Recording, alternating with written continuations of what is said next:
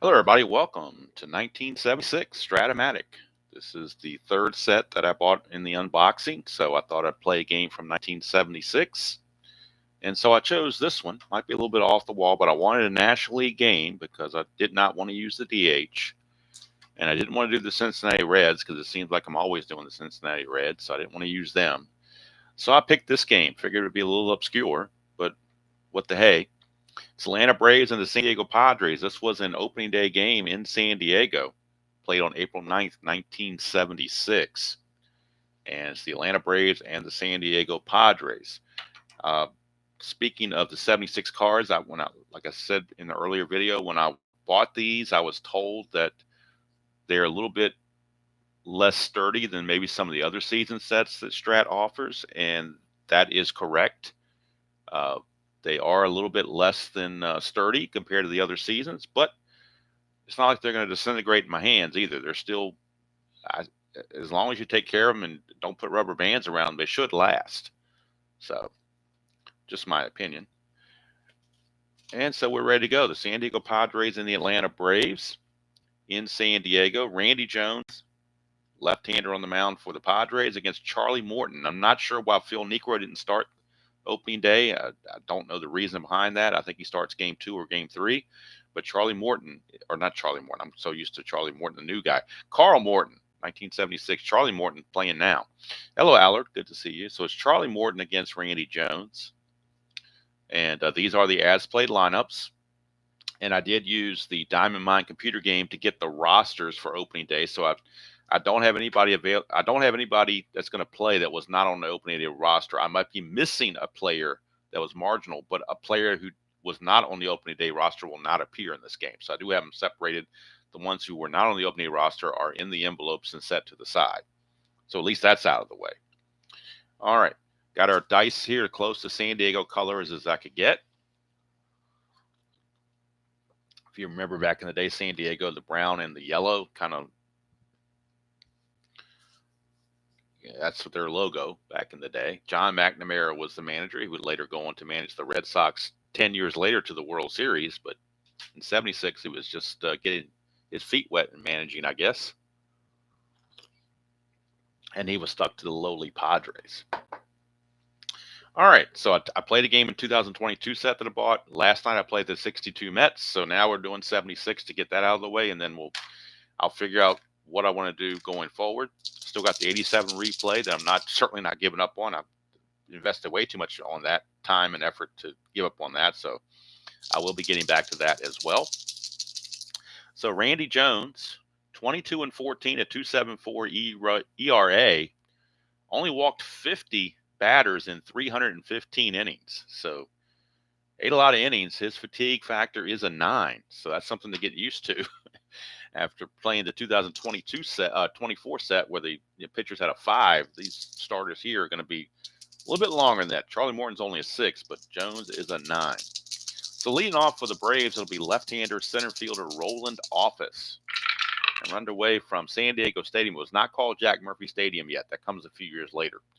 312 against the left-hander is a fly ball to left field. And that'll be hauled in by the left fielder Johnny Grubb, 1 away, and we're underway from San Diego. Here's Jerry Royster.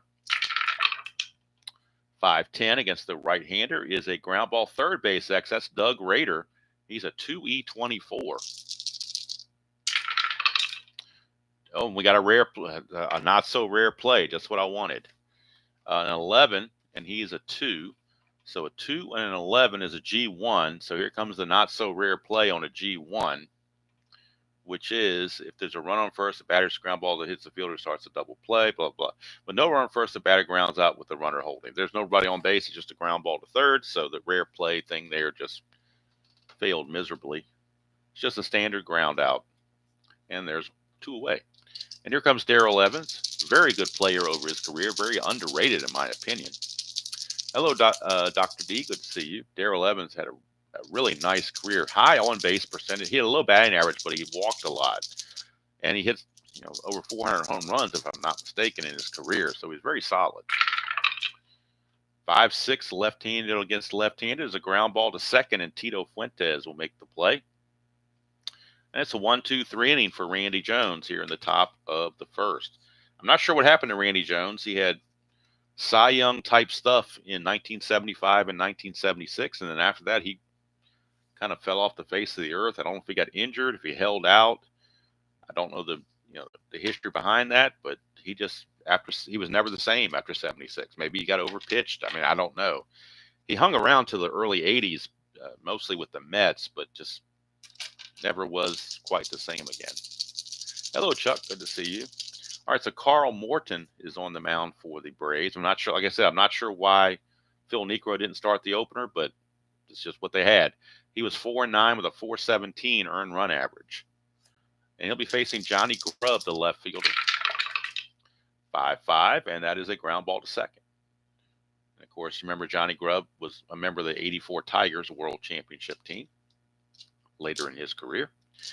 All right, here's switch hitting second baseman Tito Fuentes. I believe he also played for the Tigers later in his life, or maybe earlier. I don't remember. I think it might have been earlier. We got a 4-6 switch hitter, and that's a walk.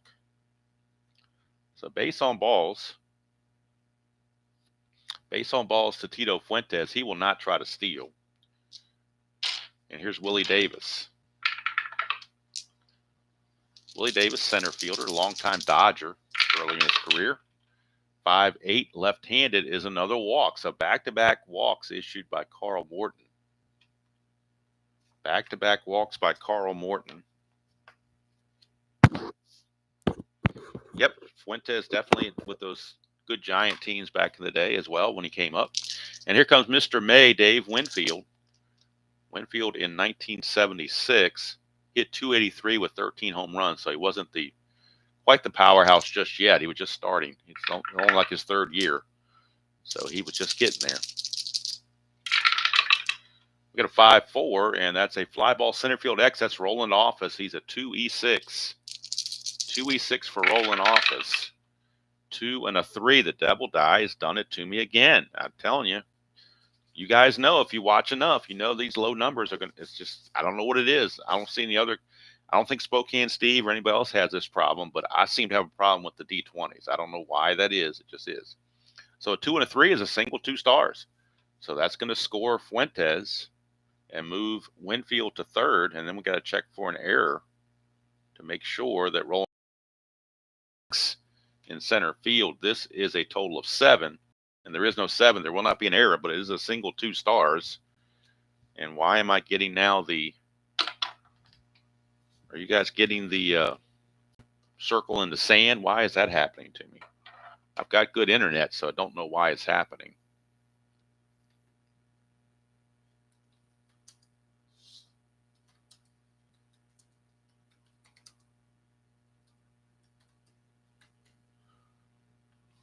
I may have to redo this. It looks like it kicked back in. Maybe it's kicking back in now. At one point, it looked like it was doing the circles in the sand thing, but I think now it's back. Yeah, it looks like it's back now. I think it was just a hiccup, hopefully. All right, so Winfield's on first. Davis is on third. 1 run is in. Runners on the corners. Winfield, to get the lead, needs a 2 through 5. 2, 3, 4, or 5 will get him the lead. That's an 8. He does not get the lead, so he will hold. Here's Mike Ivey. Also eventually played with the Tigers in the early 80s. A lot of Padres seem to make their way to the Tigers for whatever reason. 6-5, and that's a ground ball shortstop X. Possible double play. Shortstop is Darrell Cheney, though. He's a 4E42, so that might put a hinder on the double play opportunity. 4 and a 4. Double die comes up again. Bad problems when you get these double die doing this. 4 and a 4 is a single 2 stars once again. Double die strikes once again, and Davis will score. Winfield will go to third.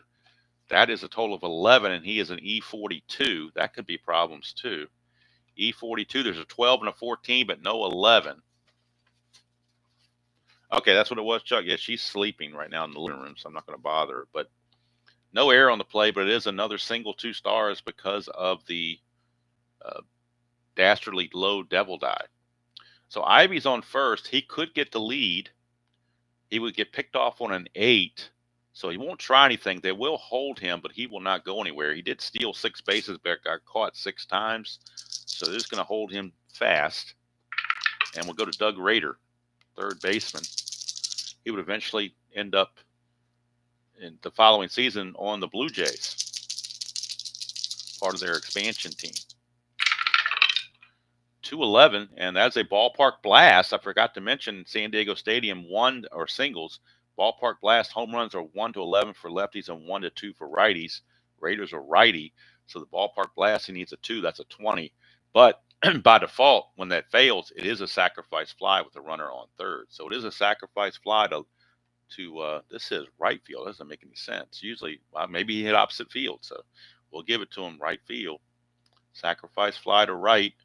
3-0 Padres as Doug Rader hits the sacrifice fly. By default, ballpark home runs that fail turn into fly ball Bs, which are sacrifice flies.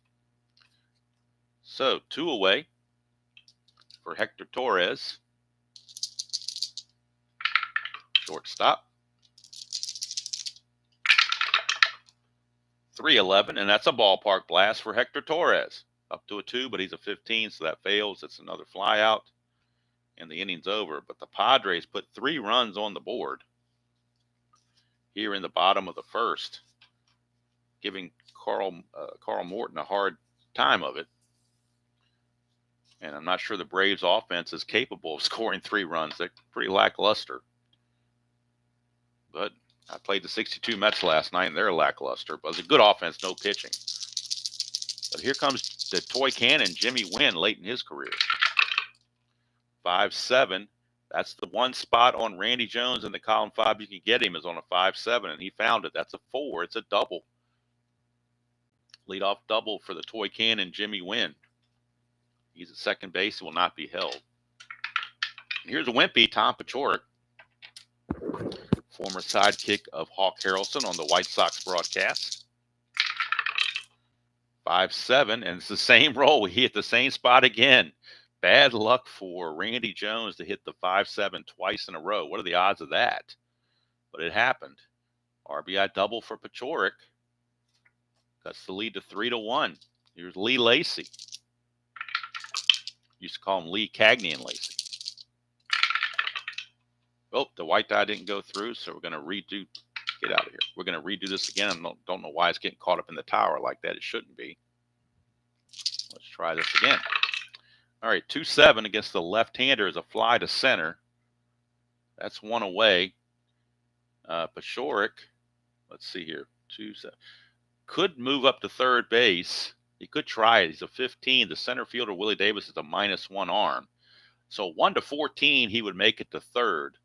15 through 19, he would hold. 20, he is out. So 1 to 14, he makes it to third base. And he does. So he goes to third on the deep fly ball, which is big because now he's at third base with only 1 out. So the infield for the Padres will come in against Biff Pocoroba. Biff Pocoroba, a 241 average in 1976, switch hitting catcher. Infield is in. That's a 1. Chance of a wild pitch, but Randy Jones has no wild pitch. Or it's got a 0 wild pitch rating, I should say. So not going to happen there. Hello, Ernest. Good to see you.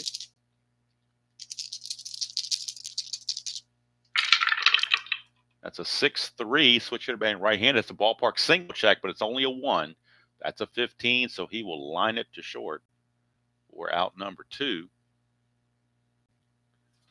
2 down, and here comes Darrell Chaney, the shortstop. Now, first base is open, but they're not going to walk Darrell Chaney. He was a 252 hitter. Decent, but not great. So Jones is going to go after him. 3-6, and it pays off as he struck him out, and that will force Morton to lead off the next inning.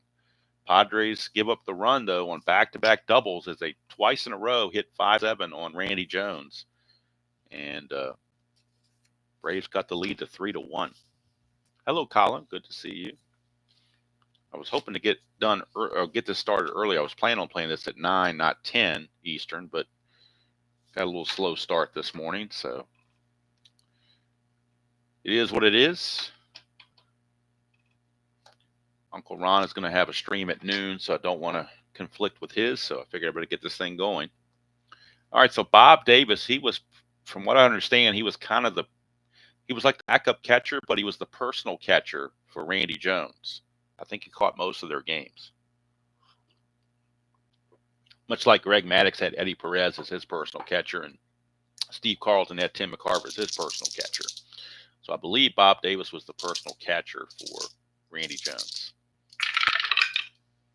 5-9, and how about that? 1 to 5 is a homer. That's a 1, but he has weak power, so it won't be a home run. It'll just be a single because he had weak power.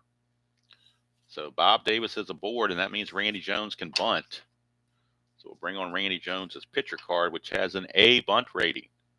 Of course, the corners are in, so that would make it a B bunt rating. So we'll go to a bunt chart. Obvious bunt situation. Don't get to do this much with the, there's a 1 possible wild pitch, 1 to 2, no wild pitch. So now we go to the bunt. White die says the bunt is fielded by the first baseman, and that would be Darrell Evans. And now, since he's a B bunter, he basically needs a 9 or less. That's a 7, so it's a good sacrifice. So Jones will sacrifice it. We'll call it 3 to 4. As Evans fields it and flips to first base where Lee Lacy is covering. Davis does take second base, so sacrifice and the baseball fundamentals executed right on time. Davis now at second base, and back to the top of the order for Johnny Grubb. Davis obviously not being held.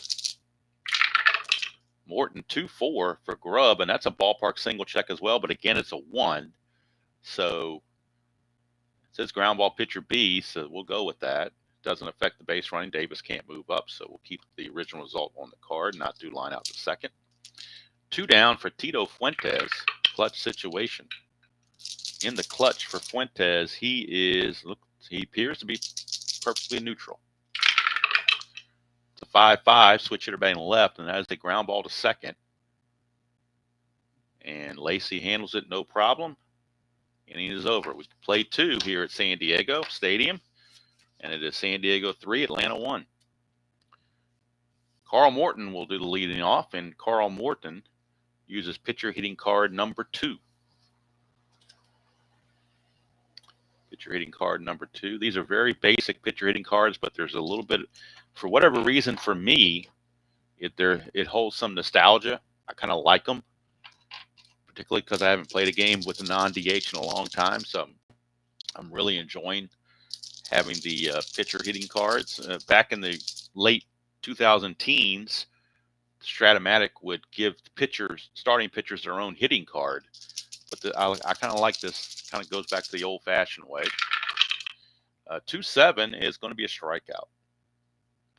Second strikeout for Randy Jones. He's not really a strikeout pitcher per se, but when you're facing the opposing pitcher, you can have that happen pretty quickly. So back to the top of the order and roll into Office. 5-4, left-handed on left-handed, is a catcher X, and that's Bob Davis. He's a 4-7, so not very good. 4, and of course the devil die comes up with a low number again. I don't know what it is. It's just I'm just cursed by that. I have no idea. I can't explain it. 4 and a 3 is a W/G, so it looks like there might be a ground out since nobody's on base. That's a 9, and he is an E7. There is no 9, so it's a W/G. So we go to W/G. With no runners on base, the batter is the squib in front of the plate, and the catcher throws him out. So it's a 2-3 ground out as he gets the swift running Roland Office. Takes care of him for out number 2.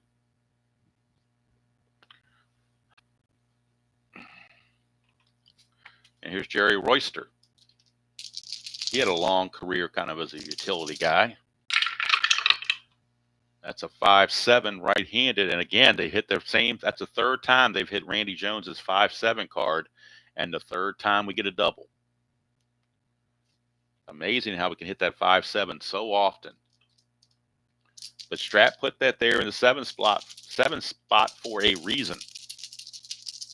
All right, here's Darrell Evans. Like I said, the cards are weighted. So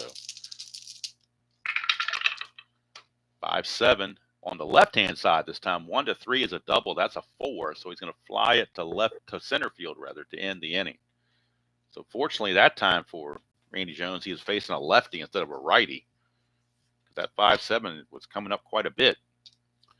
We go to the bottom of the third, and we are looking at a 3-1 ball game.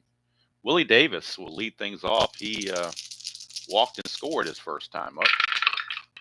That's a 1-6, and he's going to line it right to Lee Lacy for out number 1. 1 down, and here comes Mr. Winfield. Singled and scored his first time up. 3-6, and he's going to strike out this time. That is the first strikeout for Carl Morton. One thing I will say, and somebody tried to refute me on my Strat-O-Matic video that I did a couple days ago, or yesterday, or whatever day it was, saying the cards stick together. This is a brand new set, and I haven't had any. I mean, I'm taking the cards from here and putting them here, no problem. Not having any issues with the cards sticking together. So maybe I have extremely great dexterity in my finger. I don't know, but hello, Astro. Yeah, I feel your pain. And when I was in the office or riding around on my job, and I heard somebody, I would listen to somebody on YouTube playing Strat, I'd be like, man, I wish I was playing Strat right now. So at least hopefully I can give something back. All right, here's Ivy. It's a 2-9, and that's a ground ball to short. Cheney takes it. It's a 1-2-3 inning. First 1-2-3 inning of the game for Morton. At the end of 3, it's still holding up. San Diego 3 and Atlanta 1. And Randy Jones back out, and he'll be facing Jimmy Wynn, Tom Paciorek, and Lee Lacy. This is where he hit the 5-7 twice in a row back in the second inning. So he's trying to avoid that. 4-4 he does. It's a ballpark single check, which is only a 1, so he's going to fly it to left field for out number 1. And now here's Paciorek. He also doubled off that 5-7 roll. 1-9. Fly ball to right. Winfield hauls it in. 2 down. You can see I'm moving one card from the stack to the back here. Not having any issues, so I'm not sure why maybe I got a good batch of cards. I don't know. But knock on wood, it's not happening. 5-9. That's better than the 5-7. 5-9 is a ground ball to short, and Torres handles it to end the inning. That's all for Lacy and all for the Braves. We go to the bottom of the 4th. San Diego holding that 3-1 lead. Morton will be facing Rader, Torres, and Davis, the bottom portion of the Padre order. Sacrifice fly from Rader his first time up. 3-6 against the right-hander is a single, so solid single for Doug Rader. He will not be held. He's not prone to trying to steal or anything like that. Hector Torres, that's a 1, so wild pitch rating on Morton is a 2, and that's nothing there. I do enjoy the fact that the balk and wild pitch ratings are on the cards, unlike the 87 set when they were not. I had to keep looking at the computer. 3-10, that's a 1-3 home run, but that's a 10, so it's a fly ball to right field for Hector Torres. And there is one away. And that will send up. That one stuck just a little bit there. Bob Davis, but nothing that can't be overcome. Davis singled his first time up. That's a 6-4, and that's a ground ball shortstop X. Shortstop is Cheney. He's a 4E42. Will this devil eye come up low again? Nope, 12. They might have an opportunity. Maybe not a double play, but at least a lead, fielder's choice or something. 4-12 is actually a G3, so the only play is going to be at first base, assuming there's no error. Cheney's a 42. He's got to avoid 12, 14, 16, and 18. He does that. So it's going to be a 6-3 ground out as the only play was to first base. That will move Rader to second. But now you got the pitcher coming up, Randy Jones. Jones uses pitch rating card number 1. So a good chance for Morton to get out of the mess. Randy Jones is a right-handed hitter, but despite being a left-handed pitcher, so if it comes off the pitcher card, it's going to go on the right-hand side. 110, though, is going to be a strikeout to end the inning. So nothing doing there for the Padres. They get a single, but nothing else. We go to the fifth. It's still 3-1. So, and I did not look. I should have looked, but I did not look to see what the historical score of this game was. I know San Diego won it, but I don't know what the actual score was.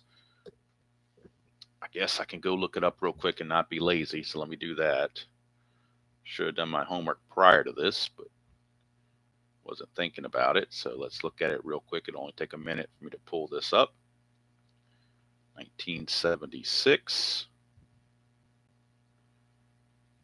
And see what the actual score was in the game.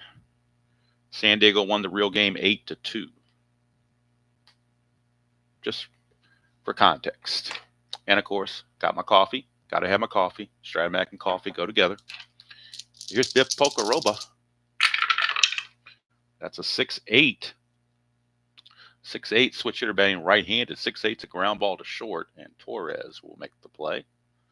One away, and that brings up Daryl Cheney, shortstop. That's a 5-10 switch hitter batting right-handed. 5-10's ground ball third base X Raider, 2E24. Now will the double die come up with something big? 14, that's big enough. So he'll get to that. 2 and a 14, that's a 4. So we'll check E24. E24, there's a 3, but no 4. So it's a good play for Doug Raider. He makes the play. 2 down, and that's going to bring up the pitcher, Morton. And with 2 outs and the bases empty, they're not going to pinch hit for him. They're going to let him hit. Pitcher hitting card number 2. Struck out his first chance.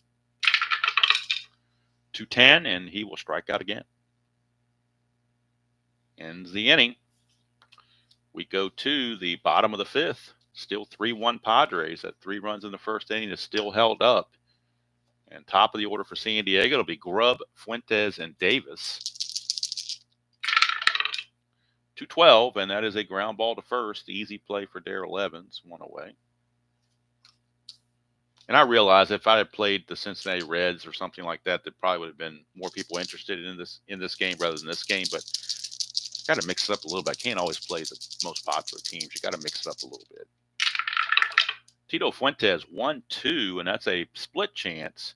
1-12 is a single. That's an 11. So how about that? Tito Fuentes gets himself a base hit. I think it's good to see some of the obscure teams once in a while. Fuentes will not be held. And here's Willie Davis.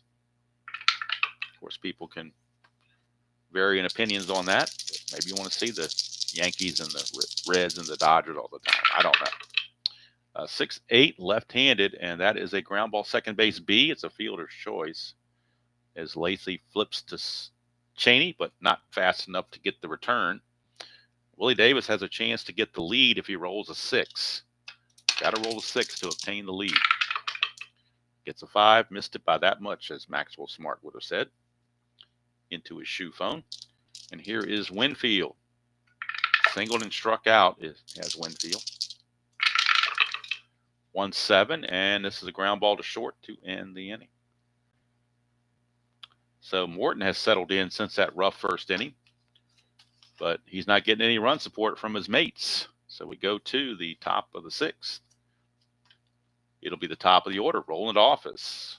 Jerry Royster and Darrell Evans. Morton looking for some help from his offense, but so far, other than rolling 5-7 twice in the second inning and hitting the double category, they haven't got much off of Randy Jones. It's a 6-11 left-handed. Ground ball to first. And Mike Ivey will take the ball to the bag himself, 1 away. Here is Jerry Royster. He did double his last time up. I believe he also hit the 5-7. So the only 3 hits Randy Jones has given up in this game have all been 5-7 rolls, where the split chance came up to be a double. So that's the only 3 base runners he's allowed. If you can avoid the 5-7, he seems to be doing okay. 1-8, pop out the third. Doug Raider is there. 1 away, or 2 away, rather. And here's Darrell Evans. He's 0 for 2. That's a 5-5, and that's going to be a fly to left and put away out there by the left fielder Grubb. 1-2-3 inning for Randy Jones. He had been known to play some quick games when he pitches. Games are usually under 2 hours. or barely over 2 hours. Very, very quick games back then, particularly when he pitched because he didn't walk guys and he completed what he started most of the time. So here's Ivy. He's 1 for 2. Morton, this is his fatigue inning. He's a 6, so we got to watch for fatigue. 5-10 is a catcher X. That's Mr. Pocoroba. He's a 4 E7. 4 and a 6, but nobody's on base, so there won't be any shenanigans of a wild pitch or pass ball. 4 and a 6 for the catcher is a P/P, so that'll be a pop out as long as there's no errors. There's a 6 there, and he's an E7. E7, there is no 6, so it'll just be a pop out to Pocoroba for the first out of the inning. Ivy is retired. Here's Doug Rader. Rader, 1 for 1, a single and a sac fly. 5-9, and he's going to be 2 for 2. That's a 1 to 5 home run. That is a 5, and he has normal power. Doug Rader, normal power against righties. It is long and it's gone.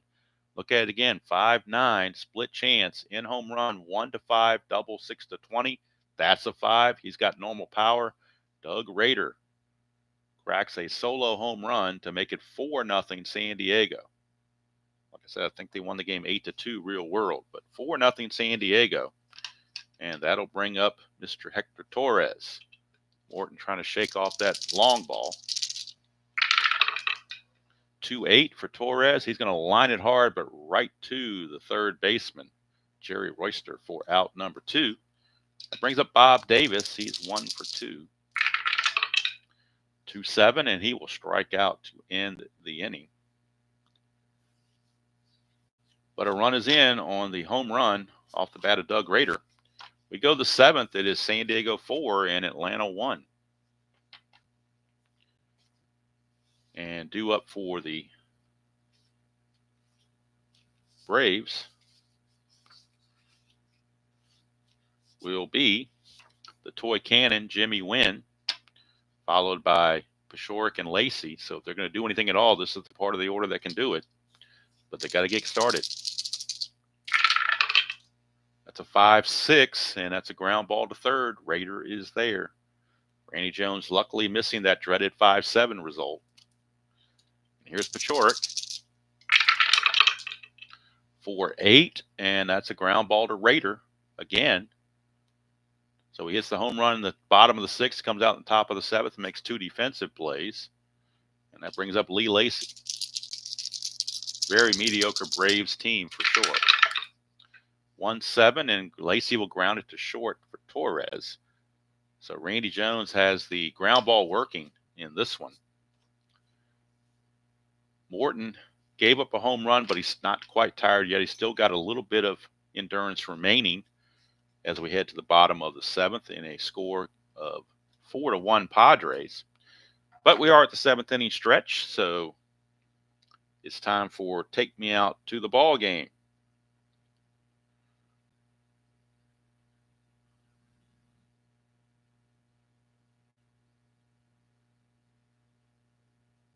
Assuming I can get back to Take Me Out to the Ball Game. Last couple games I didn't use it, so it's kind of further down my playlist here. So here we go. All right. If you want to stretch with me and sing Take Me Out to the Ball Game.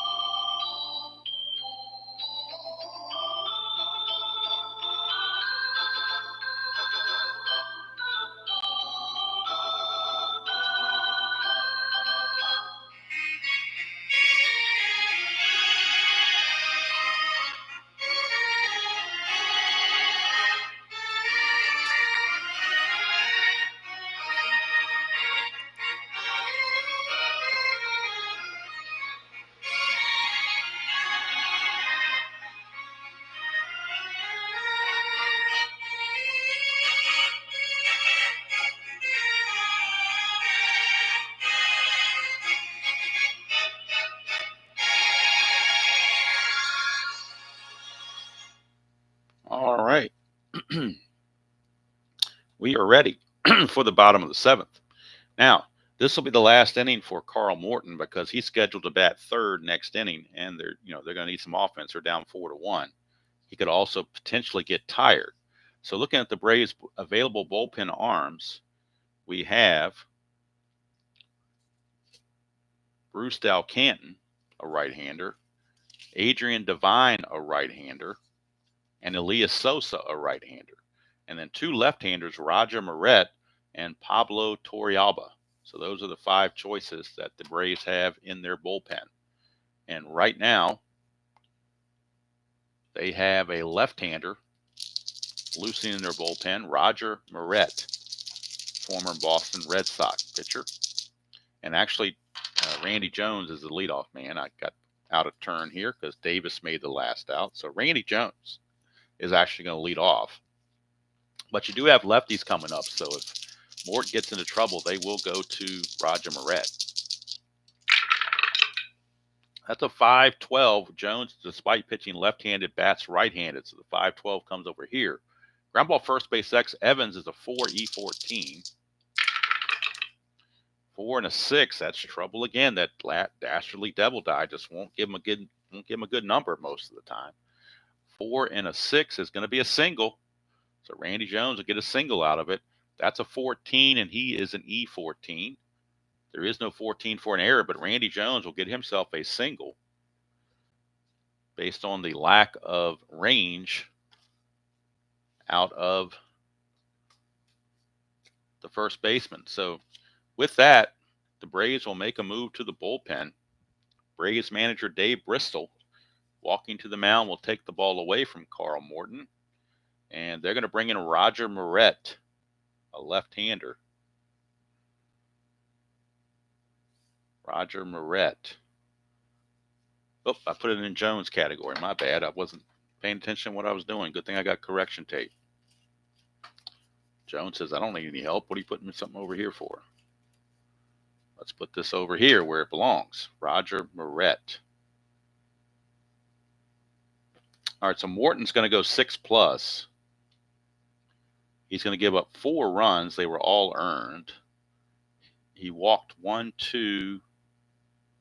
I was going for 2 walks and 3 strikeouts, and hits allowed 1, 2, 3, 4, 5, 6, 7 hits. Okay, so that's the line for Morton.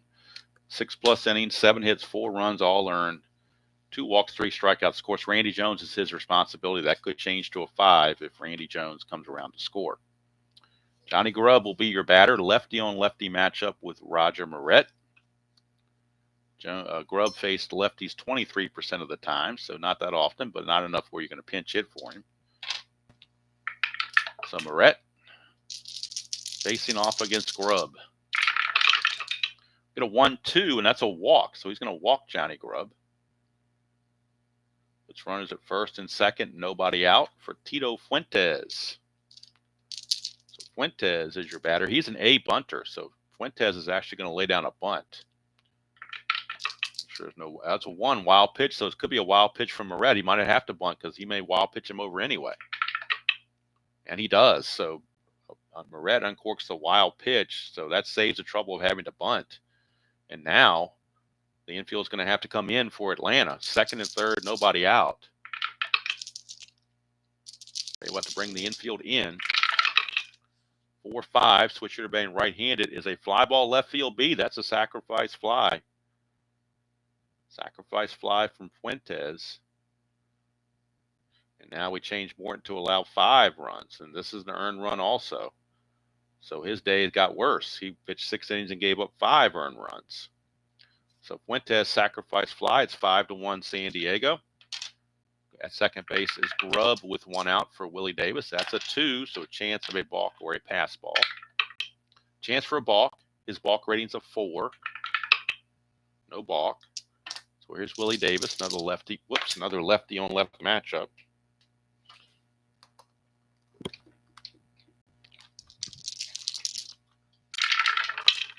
.28, and that is a trouble again from Moret. 1-3 is a double, 4-20 is a single. I'm sorry, 1-3 is a triple, 4-20 is a double. It'll be an RBI double Off the bat of Willie Davis. It is now 6-1 San Diego. Again, I think they won the game real world 8-2. So this is kind of on line with that. Here's Winfield. Barrett just trying to get out of the inning, basically. 5-5, and that's a ground ball shortstop X. That's Cheney. He's a 4E42. 4-17 will help. 4-17 should get him to play. 4-17 is a G1, so that means the Winfield will have to stop at, or Davis rather, will have to stay at second. E42 though, and a 10. E42, there is no 10, so it's good play for Cheney. 6-3 ground out, 2 away, with Winfield having to stay at second base, or Davis rather having to stay at second base. Here's Ivy. You're not going to walk Ivy intentionally because you've got Doug Rader sitting there right behind him. So they'll go ahead and pitch to Ivy. Whoa, we got a hop and dice. Let's re-roll that. 5-7, and that is a fly to center to end the inning. But 2 runs come in for San Diego. One of them charged to Morton. And let's see here. He gave up a walk. No strikeouts. 1 inning pitched and a hit. So that's going to do it for Morton. They will need a new pitcher for the 8th inning.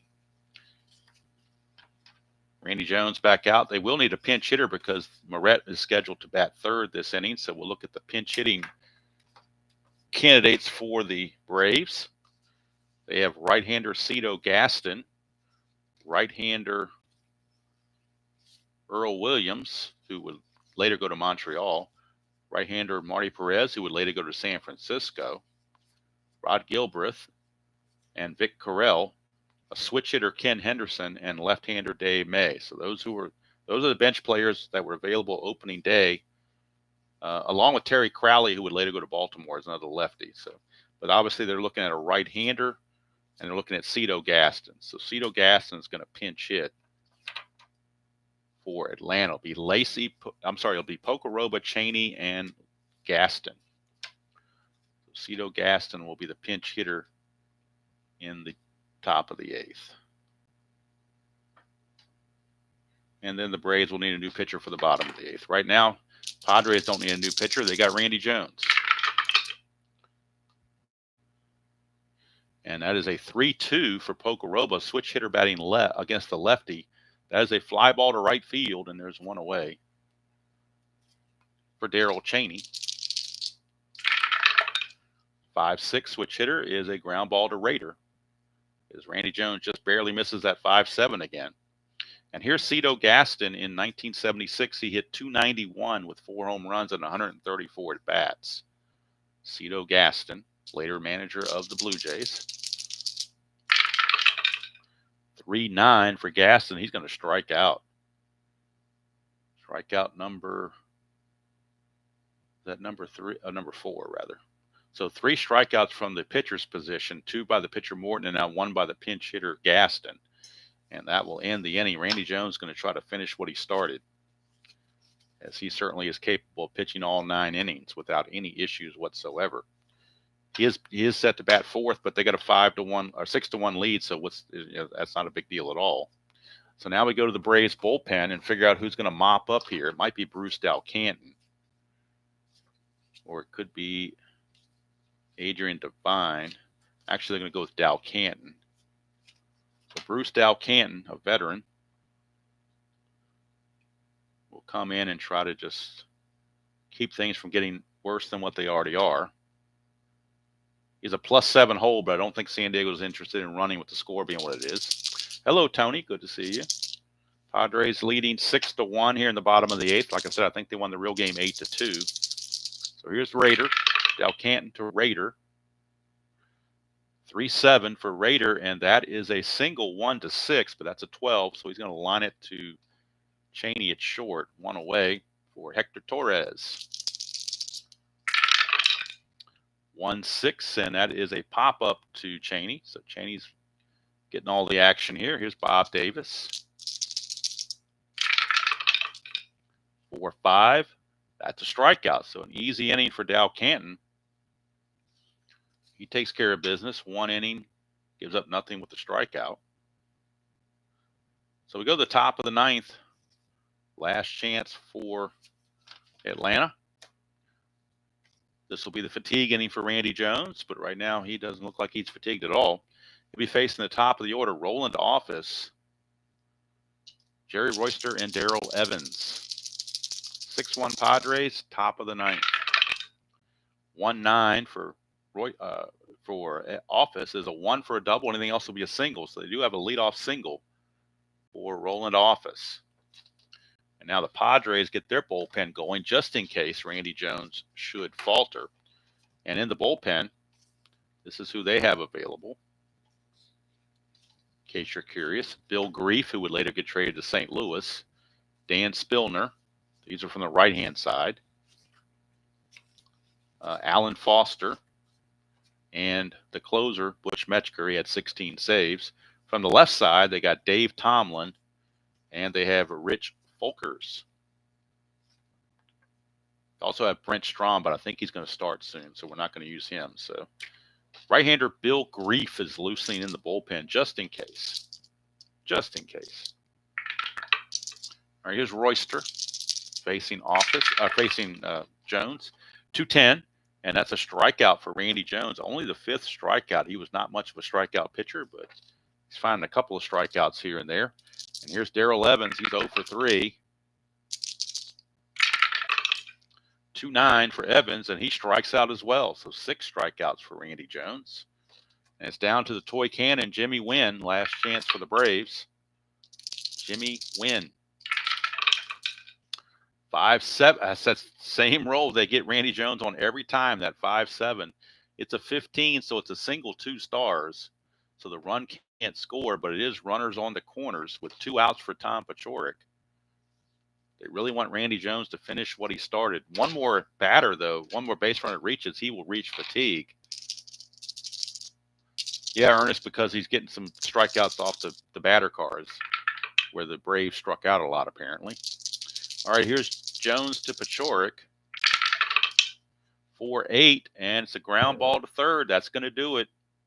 Randy Jones is able to finish what he started, and the Padres win it by the score of 6-1. Like I said, I think the real game was 8-2 when I looked it up. So a little bit closer than the real game, but Randy Jones, obviously the star of the game. Let's get his totals for Randy Jones. Give it 1, 2, 3. Oh, I got him for 5 hits, 1 run. And he had impeccable control. He did not walk anybody. He only walked 50 in 315 innings. He only walked 50. And he struck out 6. And, of course, he is the winner. The loser is Carl Morton. Do the totals. 1 run, 5 hits. I don't believe there were any errors in the game. I don't see any errors in the game for either side. 6 runs, 8 hits for the Padres. So there you go. 1976. I wanted to at least show that because I bought these 3 seasons. So I've played 1 game from every season, from all 3 seasons to this point. I do want to pick something. I really want to learn the modern players and whatnot. So I'm going to be doing something with the 2024 set. I haven't decided exactly what I'm going to be doing with that yet. This 87 replay is not going anywhere. I'll still be doing that as well. I'll just be not showing every single game. I'll be probably doing 1 game of the day and playing the others offline to get through this thing faster. But 2024, I really want to learn the players. And for people who like the modern game and watch the modern game, maybe you can coach me along on these players and give me some advice on who's good and who's not, and who to look out for, any upcoming rookies or whatever. So I'm going to do something with 2024. I just haven't figured it out yet. I am thinking about doing something. I don't have it on the computer, so I can't do as played. But I'm thinking about doing something along the lines of a demolition league type thing. Maybe scale it back a little bit. Not do 54 games for each team, because that's 200 some games. That's a lot of games. But to learn all the players, I may go through and just do every opening day game, just for the heck of it, just so I can learn the players, or just pick a game and not be opening day, but just pick 1 game from each team, so we show all 30 teams and I get to learn all, at least at least play one game with every team in the set. So I may do that. I haven't decided yet. I'm not sure what kind of, if you guys would like something like that, or if you care, if you just like Strat in general, you don't care what season it is or what the project is, you just like to see Strat rolled. If that's the case, I'm good with that. And then I'll just pick whatever comes to mind. But if there's something specific, hey, you say, hey, I really like to see Shohei Ohtani 15 times or whatever, then maybe we'll do something like that. I don't know. But I'll think of something. Just not sure what yet. Of course, like I said, the 87 replay is not going anywhere.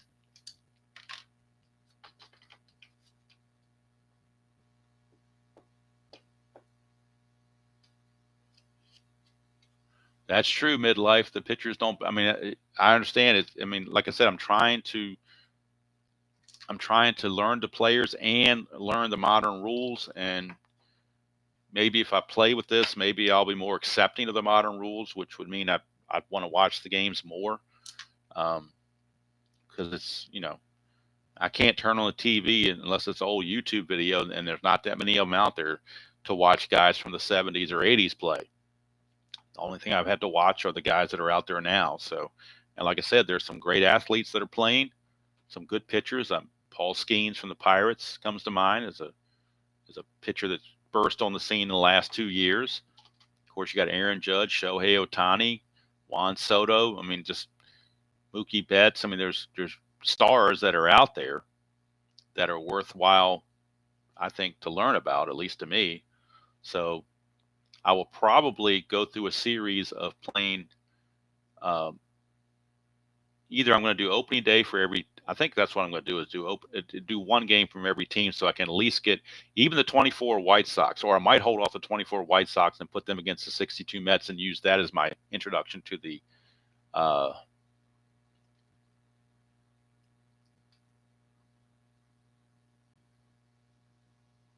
Yeah, I was trying to follow the model that they use in real world, and since Cody Senga only had 5 innings pitched in the entire season, I thought it was appropriate, so playing as one start, to limit him to 5 innings and use the other guys. So that's what I did. So I've got the 24 set, and it's so many players, and the envelopes are so big they wouldn't fit in my standard tub that I usually carry them in. So I had to put it in this extra large tub to fit everything. And so what I have set up right now on the score sheet, I was going to play San Diego and San Francisco opening day in San Diego. That was going to be my next foray into 2024. But you can see I've got them all in here, the tubs, and the cards they're so thick, and the 7-coin envelopes are so big, I couldn't put it in my standard tub. I had to go for the extra large tub. This is an extra large tub, so it does fit everything pretty well. So I'm thinking about. Hello, Brian B. Let's see.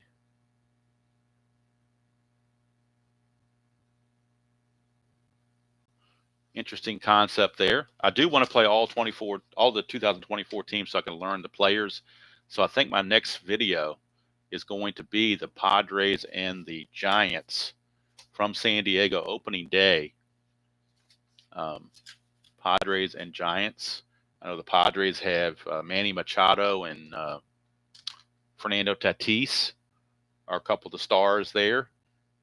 Giants, I don't really know who their stars are per se. I don't know that they really have a standout star.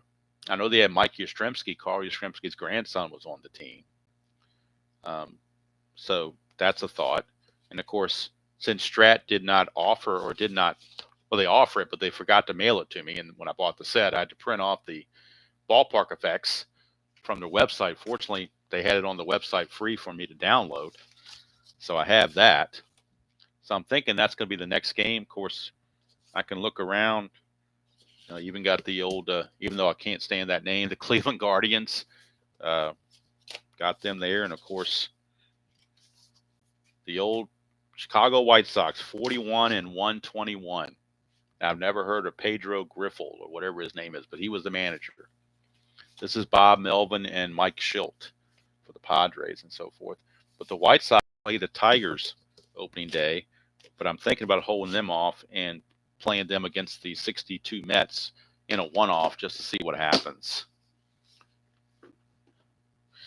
I saw he got traded. I wasn't sure if he got traded too, but if he went to Boston, that's interesting because then you got the family thing going on with the Yastrzemskis.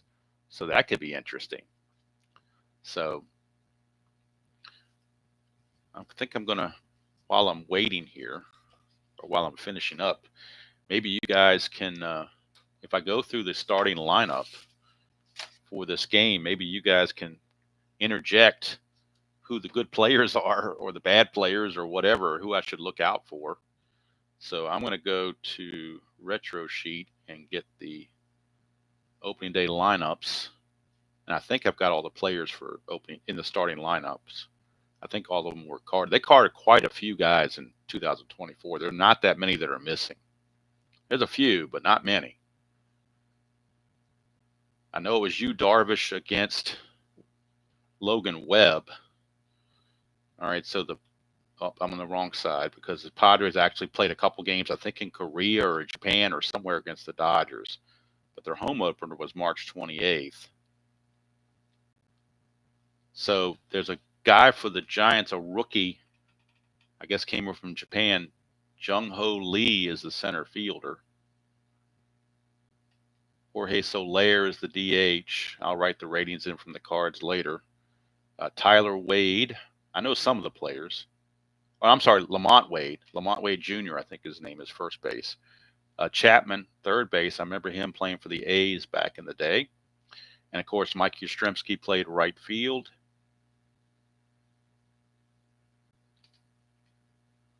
And let's see, some guy named Estrada played third base. Second base. I want to say Tario Estrada. Is that his name? Let me get these cards because I got them already pre-filled with the starting lineup. So we have Jung-Ho Lee is your starting center fielder. He's a 2-0 and E1, so that's pretty good fielding. Don't know much about him, but I know he's got a good fielding rating of 2E01. Jorge Soler is the DH, so don't worry about his fielding. Soler hit 241 with 21 homers. Lamont Wade, sorry about bumping that. Lamont Wade Jr. Oops, let's turn around where you guys can actually see this here. I think I got it discombobulated somehow or another. Not looking too good here, is it? Let me see if I can fix that. It seems like it's crooked for whatever reason. I banged into the table and it caused something to be all crooked. And I don't, whoops, wrong way. Let's go back this way. Maybe that'll help. Trying to get it where you guys can see it. All right. So Lamont Wade is at first base, and he is a 3E2, so that's pretty good. Don't see many E2s at first base. That's an odd number to give him as a first baseman. 10. Chapman still retains a 1. I know he was a 1 with the A's back in the day. All right, Yastrzemski.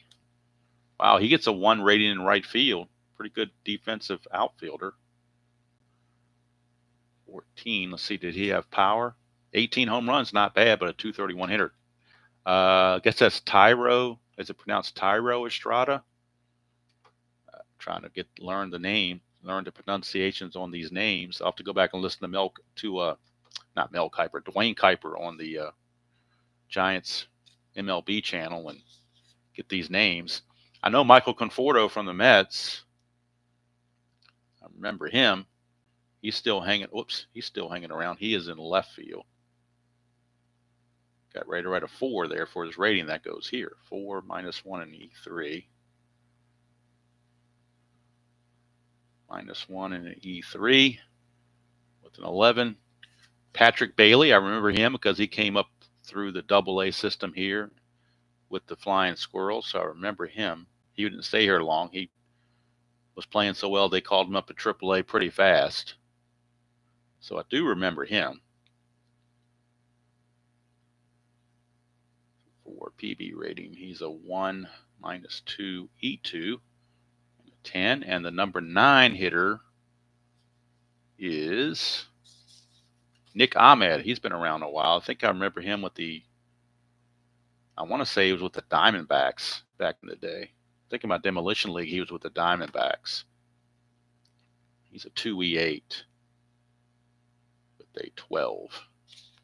And then Logan Webb, he has a fatigue of 6, which is pretty good for the modern game. He's a +2 hold with Bailey's -2, makes him a 0. He's a 4 wild pitch and a 2 balk.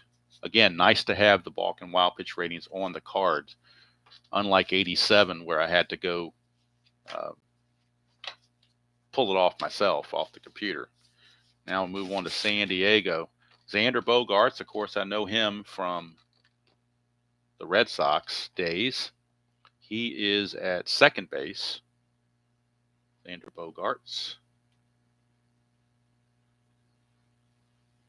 And he is a 3E12 with a 14. Let's see, batting second is Fernando Tatis Jr. I remember watching his father play for the Cardinals and Expos back in the day. He is in right field. 2 -3 E9. I think he first came up as a shortstop, if I'm not mistaken, but I guess they figure his better long-term plan is to play in the outfield. Jake Cronenworth is at first base. And he's a 2E8 with a 14 for speed. Cleanup hitter is, of course, Manny Machado. I know him from his Oriole days. And I think a little bit with the Dodgers. He's a 2E12 with a 12. I guess it's pronounced Ha-Seong Kim. Is I guess how you pronounce that. He's a shortstop. He's a 2E16, so not too bad. 15. Jurickson Profar, he's been around for a little while. He's in left field. And I have no idea how many of these guys are still in the Padres in 2025. That probably half of them got traded or went free agent, as is the modern game. The catcher, Luis Camposano. Don't know much about him. He's the catcher. He's got a T rating of just 1, which is pretty good. Pass ball of 2. He is a 4, though. 4 rated catcher is not too good with a +1 arm. And he runs at a 10. We got Tyler Wade. We got a Lamont Wade for the Giants and a Tyler Wade for the Padres. He is the third baseman. 3E17. And Jackson Merrill, I know I've heard that name. He's supposed to be like a upcoming rookie. I don't know if this is rookie season or not, but he's supposed to be like a hot prospect. 2 -1 E3, so very good center fielder. Runs well at a 15. And then pitching is Yu Darvish. He's been around a while. He's a 5 wild pitch, 0 balk. It's a +4 hold, which is not too good to go with Camposano's +1. So that's a +5. So if San Francisco wants to try to do some stealing, can do it. Definitely can do it. Pull it off. So I'm thinking that's what I'm going to do for my next broadcast. Manny is at third. Wait a minute. Who? I'm sorry. Manny's a DH. Thank you for that correction. Manny, I'm so used to him playing third base, but he was actually the designated hitter. I didn't have a designated hitter listed in the game. It's National League, so I'm not used to having a National League designated hitter. So we didn't need his defense because it's the DH. You can tell I'm already thrown off by the modern game, but I'm trying to learn it. So thank you, Cash Guy, for that. Hello, Fact Sports. Didn't see you. Hello, Philip Reynolds. Did not see you.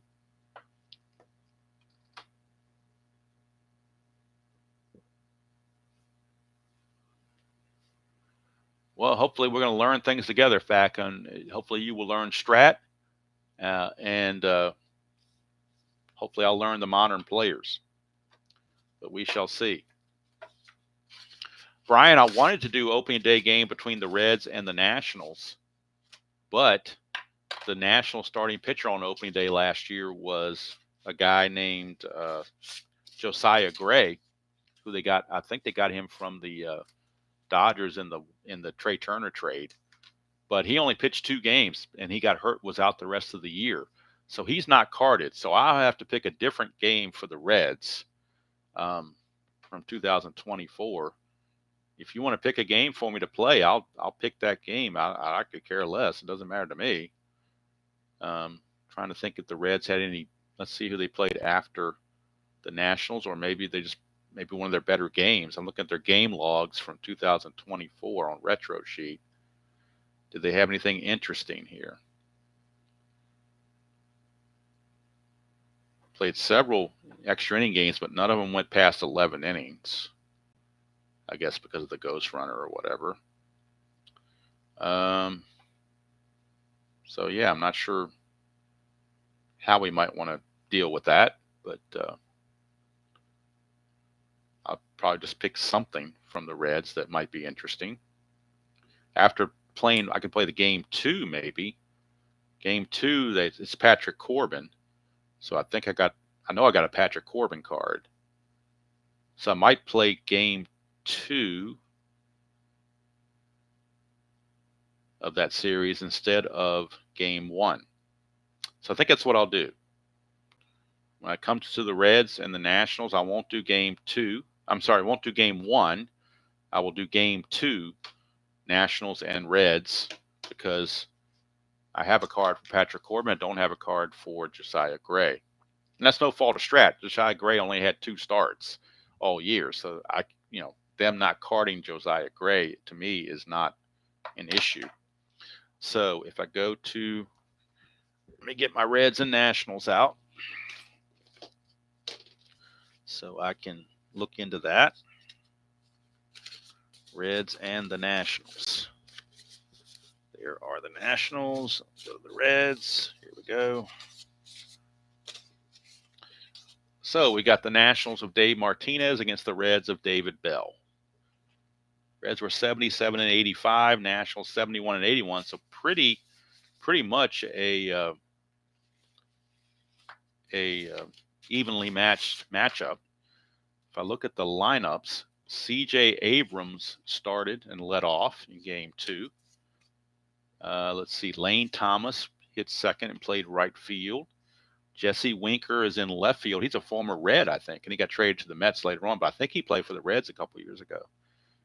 Joey Meneses is the DH. Longtime slugger and strikeout artist Joey Gallo is playing as the first baseman. Keibert Ruiz, I think they got him from the Dodgers in the trade for Turner, if I'm not mistaken. Rosario, I got to go pull him from Atlanta because when I did the Mets-Atlanta game for Cody Senga, I had to pull Rosario to the Mets because he had gotten traded. I'm sorry, to the Braves because he got traded, so I need to bring him back and put him on the Nationals where he belongs on opening day. So I've got that. And then they have Luis Garcia at second base. Garcia. And then they have some guy named Lipscomb playing third base.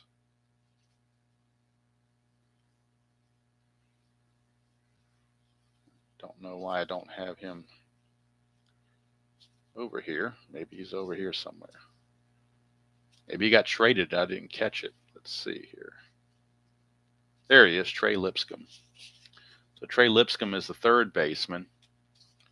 And the starting pitcher, longtime Nat, Patrick Corbin. So I've got all the starting guys for the Nationals, so that's good. Didn't think that would be a problem, but you never know. Now for the Reds, and Brian B., you can keep me straight on these guys. For the Cincinnati Reds, we got Jonathan India. I think he's no longer a Red. I think he got traded to Kansas City or somewhere. Not sure where. India is the DH in the game. Spencer Steer, if I can find his card, he is in left field for the game. One of the guys with the longest names in baseball. Let's see, some guy named C. Encarnacio Strand is going to be the first baseman. Steers in left, Strands at first. Let's see. Jamer Candelario is at third base. Let's see. Who is at second base? Second base belongs to Santiago Espinal.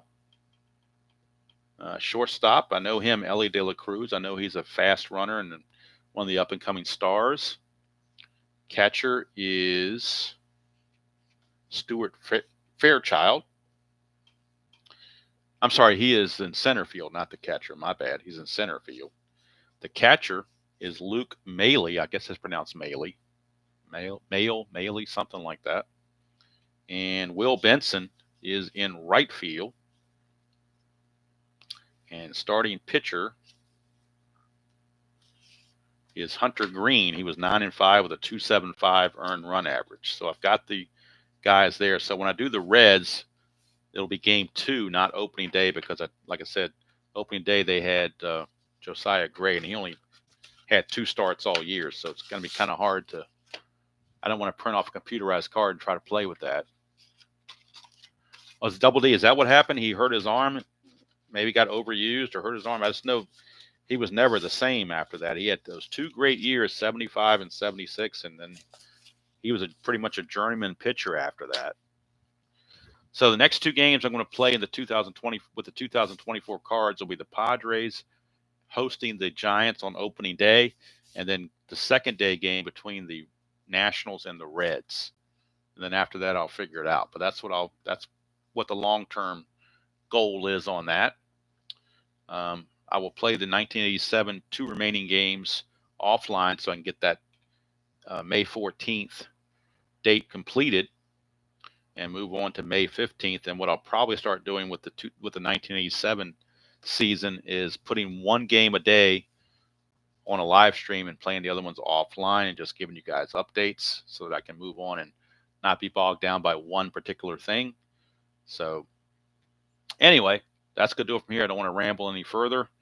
But at least I've got this straight, so I'm ready to go for the next time around. And again, if anybody likes this particular kind of score sheet for Strat-O-Matic, just let me know and I'll email you a copy, PDF copy, if you so desire. As Spokane Steve gave it to me. He got it from somewhere else and he gave it to me, so just paying it forward. It's much better than the original score sheet B that came with Strat-O-Matic, because you really don't have separate areas for each team's pitchers. You got to pretty much combine them, and it can get to be a mess unless you have double complete games. If you start using 4 or 5 guys in the bullpen, it's a mess. But I really like the cleanness of this one. I wish I had the penmanship of Spokane Steve. I'm very jealous of him because he's got excellent penmanship, and he's probably the best presentation out there for Strat-O-Matic. Spokane Steve, highly recommend it. If you have not seen him, highly recommend you watch his Strat videos. He's doing 1966 every game replay, 1 a day, or usually around 4:30 Eastern. He's on the West Coast, obviously, with the name Spokane Steve, but he puts it out where it runs pretty much 4:30 Eastern every day. It's either 4 or 4:30. I think it's 4:30, if I'm not mistaken. So anyway, hope you enjoyed the presentation. Oh, let's fix this now so I can get it back centered. Hope you enjoyed that presentation of Strat-O-Matic 1976, where we had Randy Jones and the Padres defeat the Braves 6-1 with the 1976 set. So the next Strat-O-Matic video will be this one, 2024 Giants and Padres from Petco Park, I think it's called, in San Diego. Ballpark effects for that stadium. Singles are 1 for lefties and righties, and homers are 1 to 10 lefties and righties. So it must be symmetrical all the way around. At least that's the way Strat is dealing it. It was played March 28th, 2024. So I'll leave you with that. Hope you all have a great rest of your day on this Thursday. It's almost lunchtime, not quite. Of course, Uncle Ron will be streaming his Action PC game from the 1956 season. That'll be at noon Eastern. If you want to check out Uncle Ron, he does a great job with that. He is the master of the Action PC game. So if you want to have your inner Vin Scully tickled, check out Uncle Ron. Until next time, don't forget Saturday, of course, will be the NBC game of the week on season ticket baseball. It is the Dodgers and the Giants from San Francisco. I believe it's Bob Welch against Ed Halicki, but don't hold me to it. I think that's the pitching matchup, 1978 season ticket baseball. So I'm going to probably start writing up some 2024 score sheets so I can have them ready ahead of time and start learning some of these players. Got my homework to do to try to learn these players. And I've got the free MLB package based on having T-Mobile. So I've got the free package. I can turn on and watch it anytime I want. Unfortunately, with the rules of Major League Baseball, the two local teams here, the Nationals and the Orioles, are blacked out. So I have to wait till the next day to see them. I cannot watch them live because they are blacked out. And I don't have our Dish Network does not offer MASN, so I can't watch them on the Mid-Atlantic Sports Network live as an alternative, and I can't watch them on the MLB Network because of the blackout stuff. So why Major League Baseball does that, I have no idea. You would think they want to promote their game and let everybody see everything, but I guess they're doing it so that more, because if it's on MLB Network, they probably nobody. They're figuring that Mid-Atlantic Sports Network will lose viewership, but there ought to be some kind of way where if you can't get that one particular network, you can still get it off MLB, but you just can't. So just the way it is. All right, that's good to go from here. I hope everybody has a wonderful Thursday wherever you are and whatever you're doing. Weekend is coming up very shortly, and we're in August, so preseason football will probably get going hot and heavy this weekend. So if you're an NFL fan or college football fan, those camps are going on, and it won't be long for football season to get going. But of course, my first love is baseball, so there you go. It's a good time for me to check out the new season or the current season to learn these players because we're getting close to playoff time, and maybe I can follow something there. I don't know. The only problem is I'm watching 25, so a lot of those players will be on other teams. What I may do is go back and watch some old 24 games from the pennant chase last year, and that way I can keep the proper players on the proper teams and learn the players and so forth. May do that. I haven't decided yet. I don't know what I'm going to do. We'll figure something out. But of course, Sunday night will be the Game 7 of the Sparky Bowl on Inside Pitch, 1976 Reds against the 84 Tigers. That will be Sunday night, roughly around 9 o'clock Eastern. And again, Saturday is the NBC game of the week, but pretty much everything else is going to be Strat-O-Matic. So hopefully you guys enjoy Strat-O-Matic because that's what I'm on the kick right now with Strat-O-Matic, and that's where I'm going to stay for a while, I got a feeling. And we're going to get through every team on 2024 will be shown on a live stream. We already did the Mets and the Braves, so I don't have to worry about them. I can exclude them. They've already been shown. And I'm going to probably save the White Sox to play against the Mets 62, so I won't show them. But everybody else, I'll find a game somewhere near the opening day areas to play and show those so I can get familiarized with the 2024 players and the 2024 Strat-O-Matic set. All right, until next time, enjoy playing whatever game you choose to play, however you choose to play it, and I will see you all down the road.